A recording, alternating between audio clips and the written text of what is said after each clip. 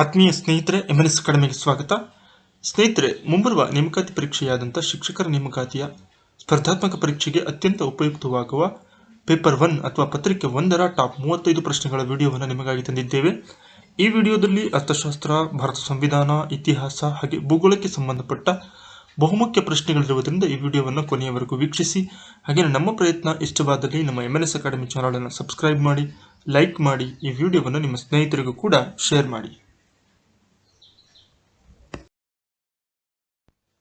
ಸಂವಿಧಾನ ರಚನಾ ಸಮಿತಿಯ ಸಲಹೆಗಾರರನ್ನಾಗಿ ಈ ಕೆಳಗಿನ ಯಾರನ್ನು ನೇಮಿಸಲಾಗಿತ್ತು? ಸರಿ ಉತ್ತರ BN ರಾಯ್. 1946ರಲ್ಲಿ ಭಾರತ ಸಂವಿಧಾನವನ್ನು ರೂಪಿಸುವಲ್ಲಿ ಸಂವಿಧಾನ ಸಭೆಯ ಸಂವಿಧಾನ ಸಲಹೆಗಾರರನ್ನಾಗಿ BN ರಾವ್ ನೇಮಕಗೊಳ್ತಾರೆ. ಅದಾದ ನಂತರ ಕರಡು ಸಮಿತಿಯ ಮುಖ್ಯಸ್ಥರನ್ನಾಗಿ ಡಾಕ್ಟರ್ BR ಅಂಬೇಡ್ಕರ್ ಅವರನ್ನ ನೇಮಕ ಮಾಡಲಾಗುತ್ತೆ.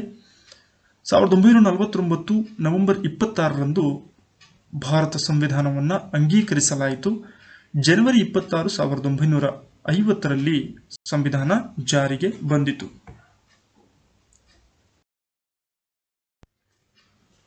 ಈ ಕೆಳಕಂಡ ಯಾವ ವಿಧಿಯ ಪ್ರಕಾರ ಸಂಸತ್ತು ಯಾವುದೇ ರಾಜ್ಯದ ಗಡಿಗಳನ್ನು ಬದಲಾಯಿಸಬಹುದು?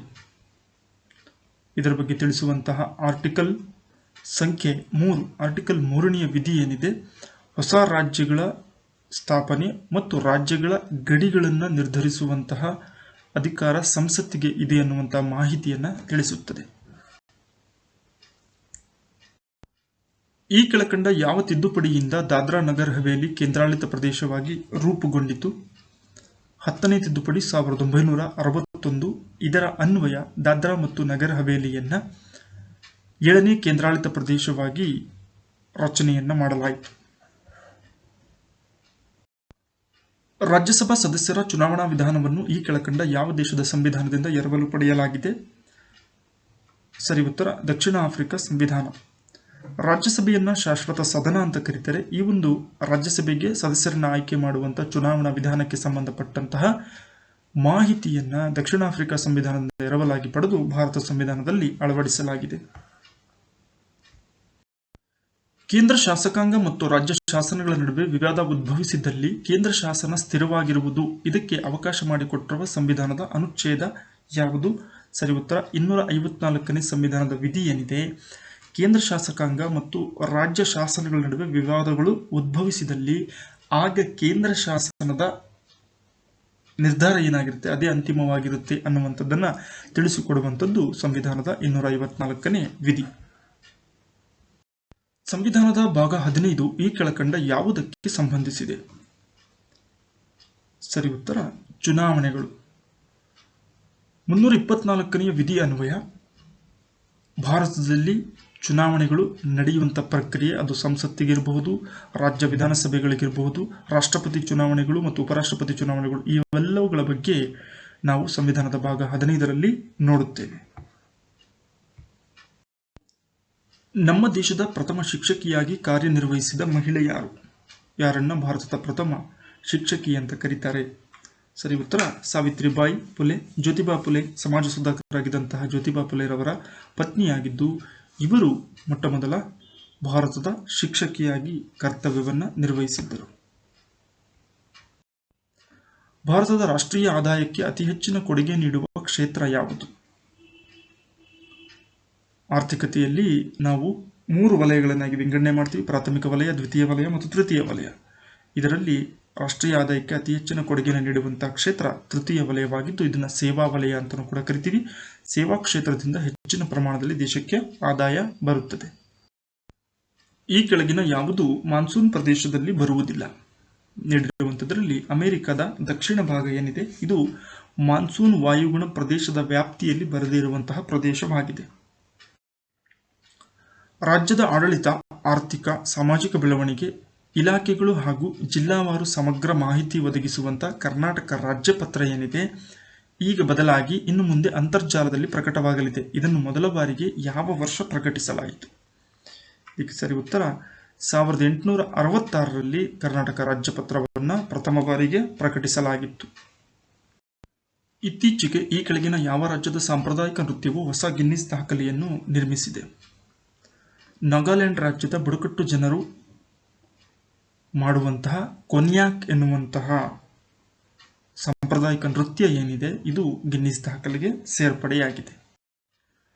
ಆಂಥೋಲಜಿ ಈ ಕೆಳಗಿನ ಯಾವುದಕ್ಕೆ ಸಂಬಂಧಿಸಿದ ಅಧ್ಯಯನವಾಗಿದೆ? ಹೂವುಗಳ ಅಧ್ಯಯನ, ಮಾನವರ ಅಧ್ಯಯನ, ಗ್ರಂಥ ಪ್ರಕಟಣೆಗಾಗಿ ವಿವಿಧ ಆಕಾರಗಳನ್ನು ಸಂಗ್ರಹಿಸುವುದು, ಪಕ್ಷಿಗಳ ಅಧ್ಯಯನ. ಇವುಗಳಲ್ಲಿ ಆಂಥೋಲಜಿ ಎನ್ನುವಂಥದ್ದು ಗ್ರಂಥ ಪ್ರಕಟಣೆಗಾಗಿ ವಿವಿಧ ಆಕಾರಗಳನ್ನು ಸಂಗ್ರಹಿಸುವಂತಹ ಅಧ್ಯಯನ ಶಾಸ್ತ್ರಕ್ಕೆ ಆಂಥೋಲಜಿ ಎಂದು ಕರೆಯುವರು. ಕಾಕ್ರಪಾರ ಅಣುವಿದ್ಯುತ್ ಸ್ಥಾವರ ಯಾವ ರಾಜ್ಯದಲ್ಲಿದೆ? ಇದು ಗುಜರಾತ್ನಲ್ಲಿ ಕಂಡುಬರುತ್ತೆ. ಗುಜರಾತ್ನ ಸೂರತ್ ಜಿಲ್ಲೆಯಲ್ಲಿ ಕಂಡುಬರುವಂತಹ ಪ್ರಮುಖ ಅಣುವಿದ್ಯುತ್ ಸ್ಥಾವರವಾಗಿದ್ದು ತಾಪಿ ನದಿಯ ದಡದಲ್ಲಿ ಇದನ್ನು ಕಾಣ್ತೀವಿ. 220 ಮೆಗಾವ್ಯಾಟ್ ವಿದ್ಯುತ್ ಉತ್ಪಾದನೆ ಮಾಡುವಂತಹ ಸಾಮರ್ಥ್ಯವನ್ನು ಇದು ಹೊಂದಿದೆ.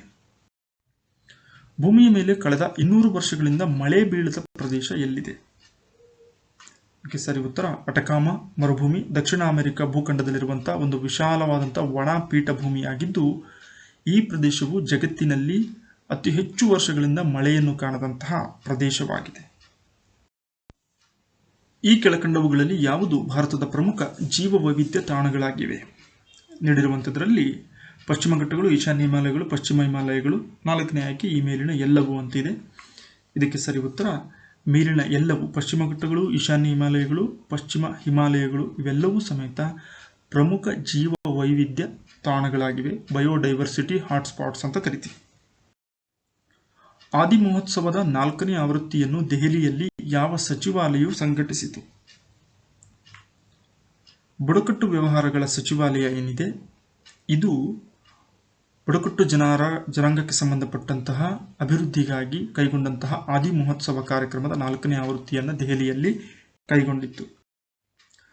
ಗ್ರೀನ್ವಿಚ್ ಮೀನ್ ಟೈಮ್ GMT ಅಂತ ಕರಿತೀವಿ. ಇದನ್ನು ಕರೆಯಲ್ಪಡುವಂತಹ ಈ ಒಂದು ಪದದಲ್ಲಿರುವ ಗ್ರೀನ್ವಿಚ್ ಅನ್ನುವಂಥ ಸ್ಥಳ ಎಲ್ಲಿದೆ? ಇದಕ್ಕೆ ಸರಿ ಉತ್ತರ ಲಂಡನ್ನ ಬಳಿ ಹಾದು ಹೋಗುವಂತಹ ಗ್ರೀನ್ವಿಚ್ ಎಂಬ ಹಳ್ಳಿಯ ಮೇಲೆ ಹಾದು ಹೋಗುವ ಪ್ರಧಾನ ರೇಖಾಂಶವನ್ನು ಆಧಾರವಾಗಿಟ್ಟುಕೊಂಡು 0 ಡಿಗ್ರಿ ಪ್ರಧಾನ ರೇಖಾಂಶದ ಆಧಾರದ ಮೇಲೆ ಸಮಯವನ್ನು ನಿಗದಿ ಮಾಡಲಾಗುತ್ತೆ. ಆ ಗ್ರೀನ್ವಿಚ್ ಮೀನ್ ಟೈಮ್ನಿಂದ ಭಾರತೀಯ ಸಮಯ 5:30 ಮುಂದಿದೆ. ಭೂದಾನ ಚಳುವಳಿಯನ್ನು ಯಾರು ಆರಂಭಿಸಿದರು?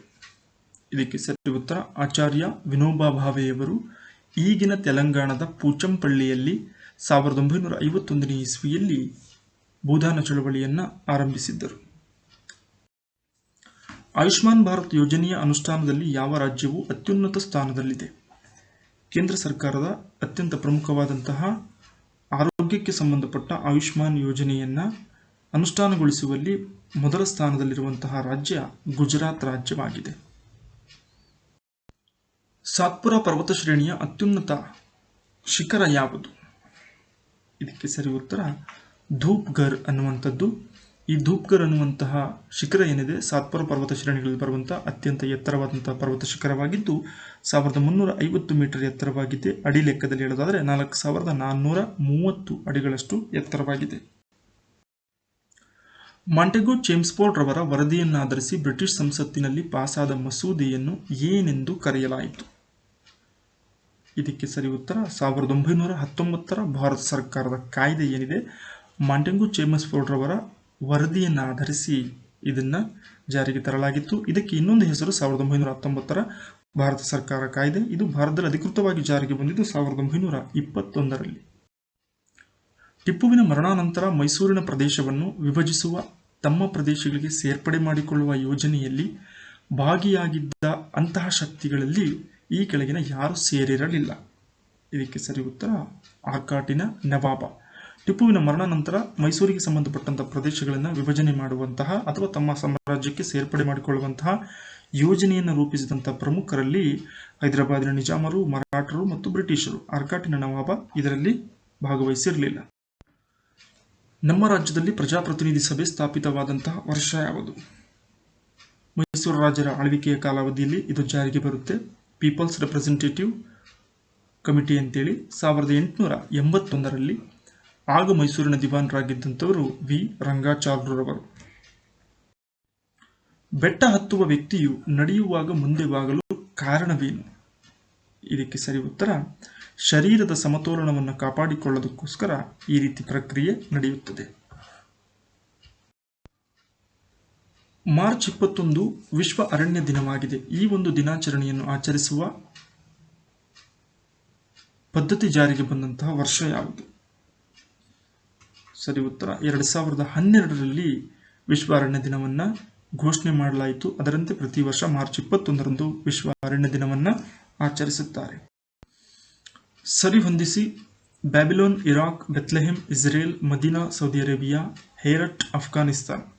ಇವುಗಳ ಸರಿ ಹೊಂದಾಣಿಕೆಯನ್ನು ನೋಡಿದಾಗ 1A ಬ್ಯಾಬಿಲೋನಿಯನ್ ಇರಾಕ್ ಸರಿಯಾಗಿದೆ, ಬೆತ್ಲೆಹೆಮ್ ಇಸ್ರೇಲ್ನಲ್ಲಿದೆ, ಮದೀನಾ ಸೌದಿ ಅರೇಬಿಯಾ ದೇಶದಲ್ಲಿ ಕಾಣ್ತೀವಿ, ಇನ್ನು ಹೇರಟ್ ಅಫ್ಘಾನಿಸ್ತಾನದಲ್ಲಿದೆ.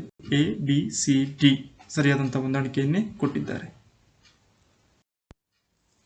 ಆಶಾ ಅಂಡ್ ದಿ ಸ್ಪಿರಿಟ್ ಬರ್ಡ್ ಎಂಬ ಕಾದಂಬರಿಯನ್ನು ಯಾರು ಬರೆದಿದ್ದಾರೆ? ಜಸ್ವಿಂದರ್ ಬಿಲಾನ್.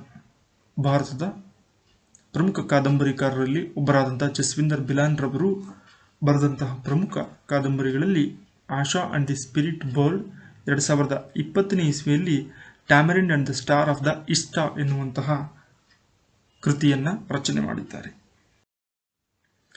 ಭಾರತ ಸಂವಿಧಾನದ ಪ್ರಸ್ತಾವನೆಯು ಈ ರೀತಿಯಾಗಿ ಆರಂಭವಾಗುತ್ತದೆ. ಸರಿ ಉತ್ತರ ಭಾರತದ ಪ್ರಜೆಗಳಾದ ನಾವು ಎನ್ನುವಂತಹ ಪದ ರಚನೆಯಿಂದ ಸಂವಿಧಾನದ ಪ್ರಸ್ತಾವನೆ ಆರಂಭವಾಗುತ್ತದೆ. ಕುರುಚಲು ಸಸ್ಯ ಮತ್ತು ಹುಲ್ಲುಗಾವಲು ಎಷ್ಟು ಸೆಂಟಿಮೀಟರ್ ಮಳೆ ಬೀಳುವ ಪ್ರದೇಶಗಳಲ್ಲಿ ಕಂಡುಬರುತ್ತವೆ? 60ರಿಂದ 100 ಸೆಂಟಿಮೀಟರ್ ಮಳೆ ಬೀಳುವಂತಹ ಪ್ರದೇಶಗಳಲ್ಲಿ ಕುರುಚಲು ಸಸ್ಯ ಅಥವಾ ಹುಲ್ಲುಗಾವಲು ಪ್ರಮುಖವಾಗಿ ಕಂಡುಬರುತ್ತದೆ. ಹೆಚ್ಚಾಗಿ ನದಿಮುಖಜ ಭೂಮಿಗಳಲ್ಲಿ ಈ ಕೆಳಕಂಡ ಯಾವ ಅರಣ್ಯಗಳು ಕಂಡುಬರುತ್ತವೆ? ಮ್ಯಾಂಗ್ರೋವ್ ಕಾಡುಗಳು. ಭಾರತದ ಗಂಗಾ ನದಿ ಮುಖಜ ಭೂಮಿ ಪ್ರದೇಶದಲ್ಲೂ ಸಮೇತ ಸುಂದರ್ಬನ್ಸ್ ಎನ್ನುವಂತಹ ಕಾಡುಗಳು ಕಂಡುಬಂದಿದ್ದು ಅವುಗಳನ್ನು ಮ್ಯಾಂಗ್ರೋವ್ ಕಾಡುಗಳಂತಲೂ ಕೂಡ ಕರೆಯುತ್ತೇವೆ. ಸಾರಿಸ್ಕಾ ರಾಷ್ಟ್ರೀಯ ಉದ್ಯಾನವನ ಈ ಕೆಳಕಂಡ ಯಾವ ರಾಜ್ಯದಲ್ಲಿದೆ? ರಾಜಸ್ಥಾನ ರಾಜ್ಯದಲ್ಲಿ ಇದನ್ನು ಕಾಣ್ತೇವೆ. 881 ಚದುರ ಕಿಲೋಮೀಟರ್ ವ್ಯಾಪ್ತಿಯನ್ನು ಹೊಂದಿದ್ದು ರಾಜಸ್ಥಾನದ ಅಲ್ವಾರ ಜಿಲ್ಲೆಯಲ್ಲಿ ಕಾಣ್ತೇವೆ. ಇದನ್ನು ರಾಷ್ಟ್ರೀಯ ಉದ್ಯಾನವನವಾಗಿ 1955ರಲ್ಲಿ ಘೋಷಣೆ ಮಾಡಲಾಗಿದ್ದು ಭಾರತದ ಪ್ರಮುಖ ಹುಲಿ ಸಂರಕ್ಷಣಾ ಧಾಮಗಳಲ್ಲಿ ಇದು ಕೂಡ ಒಂದಾಗಿದೆ. ಗಾಂಧೀಜಿಯವರು ದಕ್ಷಿಣ ಆಫ್ರಿಕಾದಲ್ಲಿದ್ದಾಗ ಯಾವ ನಿಯತಕಾಲಿಕವನ್ನು ಪ್ರಕಟಿಸುತ್ತಿದ್ದರು? ಮೋಸ್ಟ್ ಇಂಪಾರ್ಟೆಂಟ್ ಕ್ವಶನ್, ಕೇಳುವಂಥ ಸಾಧ್ಯತೆಗಳು ಹೆಚ್ಚಿರ್ತವೆ. ಇಂಡಿಯನ್ ಒಪಿನಿಯನ್ ಎನ್ನುವಂಥ ನಿಯತಕಾಲಿಕವನ್ನು ದಕ್ಷಿಣ ಆಫ್ರಿಕಾದಲ್ಲಿದ್ದಾಗ ಪ್ರಕಟಿಸುತ್ತಿದ್ದರು.